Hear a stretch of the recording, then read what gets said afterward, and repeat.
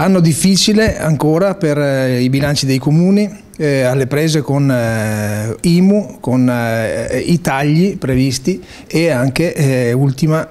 ma comunque abbastanza importante, la tesoreria unica, trasferimento dei soldi dei comuni in tesoreria dello Stato. Noi siamo impegnati come ANCI a chiedere al governo di capire le nostre posizioni, chiedere al governo di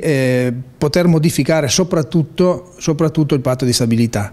Quindi nel complesso dei provvedimenti presi, che saranno pesantissimi per i contribuenti perché l'IMU sarà molto pesante per le seconde abitazioni e tutte le altre attività,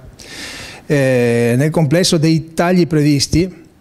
noi chiediamo che almeno, visto che lo Stato si è servito dei soldi, si sta servendo dei soldi dei comuni, che il patto di stabilità sia rivisto, che i soldi che sono fermi proprio a causa del patto di stabilità nelle casse dei comuni possano essere liberati almeno in parte, e abbiamo chiesto che della giacenza media dell'anno scorso di poter avere un ampliamento del patto di stabilità almeno per il 30% di quello che era in giacenza.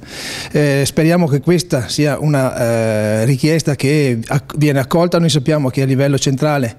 ANCI, IFEL stanno difendendo queste posizioni e stanno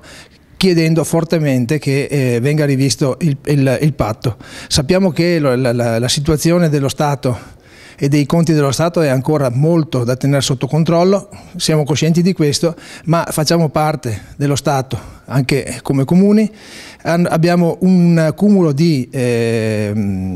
pagamenti da fare che possono consentire di muovere anche l'economia locale, per cui ecco, è una richiesta che facciamo con molta forza, quella di poter avere un'apertura sul patto. Vedremo come vanno le nostre azioni legali che stiamo seguendo con convinzione nei confronti dello Stato per la tesoreria unica, aspettiamo comunque un giudizio e nello stesso tempo comunque facciamo questa proposta che ci sembra una proposta